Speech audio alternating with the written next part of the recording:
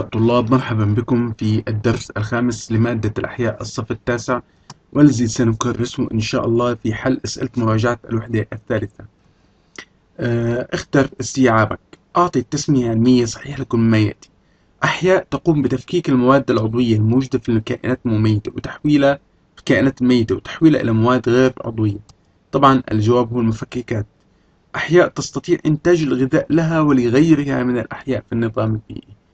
سندعوها المنتجات، لأنها تقوم بإنتاج الغذاء لها ولغيرها من الكائنات الحية في النظام البيئي. طبقة من الغلاف الجوي تنخفض فيها درجة الحرارة إلى ما دون 100 درجة مئوية، طبعا هي طبقة الميزوسفير.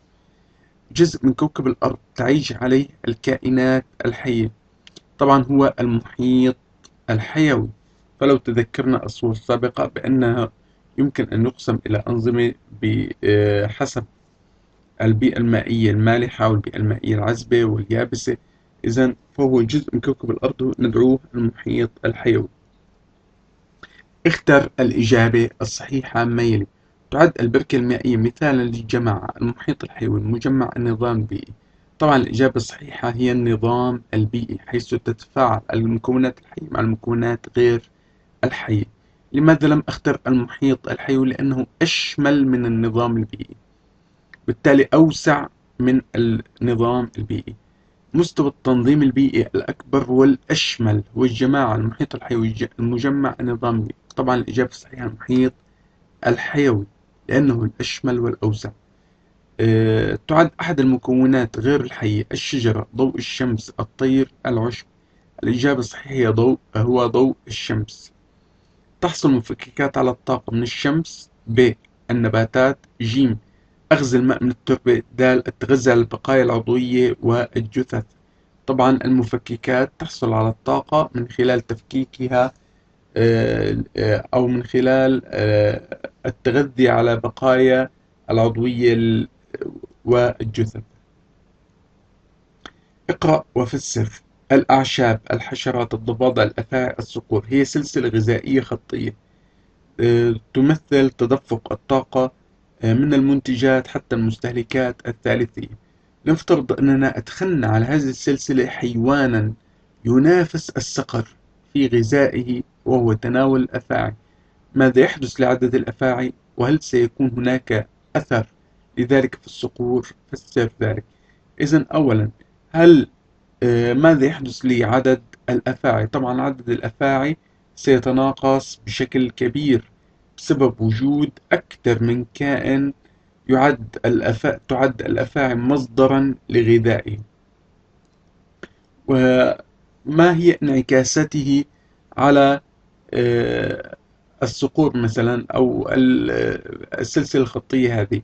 أولا، إن عدد الضفادع سيزداد بشكل كبير بسبب قتل كائن في بيئة متوازنة وهو الأفاعي.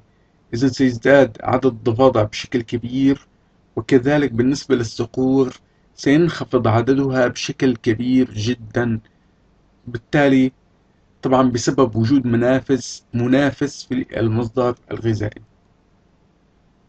إذا سيؤدي لتكاثر الضفادع وانخفاض مصدر الغذاء. بين الرسم التالي الشبكة الغذائية. أولا، فسر سبب بدء الشبكة الغذائية دائما بنبات أخضر. ثانيا، حدد مرتبة المستهلكات للأحياء. إذن سنبدأ بترتيب المستهلكات في الشبكة الغذائية. أولا، المنتجات. ثانيا سندعوها المستهلكات الأولية.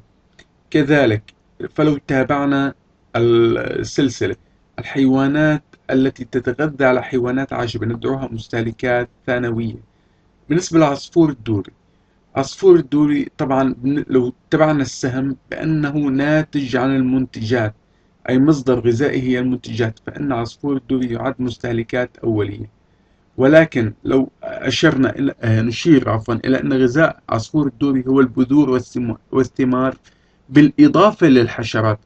طبعا لو أضفنا الحشرات لهنا أصبح ليس من المستهلكات الأولية، إنما متعدد الغذاء.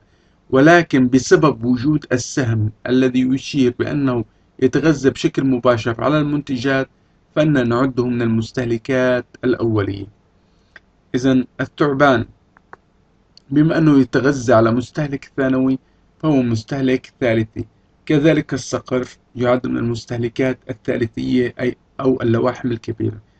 إذا فسر سبب بدء الشبكة الغذائية دائما بنبات أخضر، لأن النباتات تستطيع تجميع الطاقة الشمسية وتوظفها في صنع الغذاء، فتصنع الكربوهيدرات كالسكريات والنشويات والسلولوز.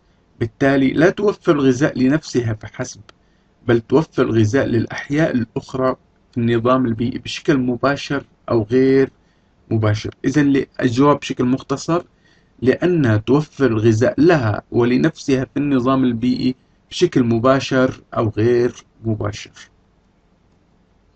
تعال معنا عزيزي الطالب نقوم بإتمام الخارطة المفاهيمية التالية.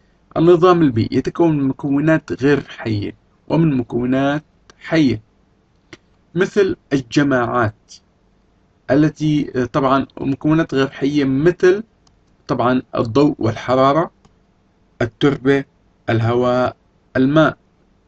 طبعا الجماعات تتفاعل مع بعضها فتكون النظام البيئي، والذي يتألف من المنتجات والمستهلكات. طبعا بالنسبة للمكونات الحية، طبعا أما المكونات غير الحية الضوء، الحرارة، التربة، الهواء، الماء.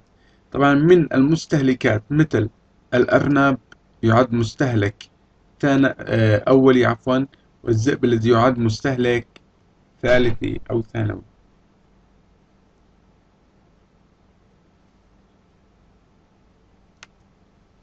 يظهر في الشكل أدناه سلسلة غذائية: نبات، جرادة، بوم، صقر. في السلسلة السابقة الكائن الحي الأكثر منافسة للإنسان من هو؟ النبات، الجرادة، البوم، الصقر. طبعا الإجابة الصحيحة هي الجراد، لأن الجراد سوف يقضي على المسافات الشاسعة من النباتات الخضراء. الآن السؤال التالي: إذا مات البوم الموجود في هذه السلسلة الغذائية نتيجة تفشي مرض بينها، فما أثر ذلك في أحياء السلسلة الغذائية؟ إذا مات البوم بالتالي فإن الجراد لن يجد مفترس له، بالتالي فإن أعداد الجراد سيتكاثر بشكل كبير جدا، وبالتالي يؤدي إلى القضاء على مساحات كبيرة جدا من النباتات الخضراء. بالتالي ما يحدث هو تناقص في أعداد الصقور أو هجرة البعض منها إلى مكان آخر.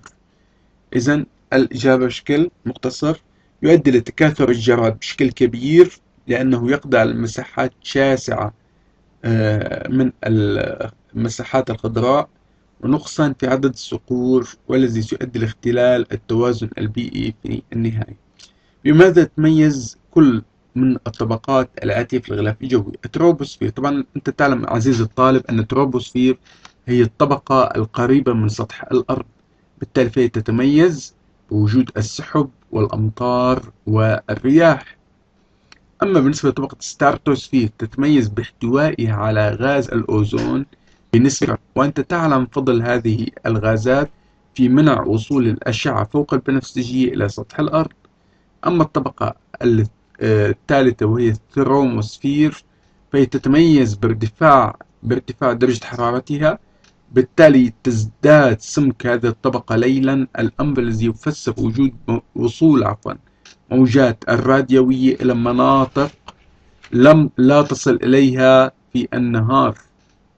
أخيرا الإكسوسفير تتميز بكثافة قليلة للهواء، بالتالي في المسافات بين حبيبات هذه الهواء كبيرة لدرجة عدم اصطدام بعضها ببعض. أرجو لكم التوفيق وشكرا لكم، وإلى اللقاء في الدرس القادم إن شاء الله رب العالمين.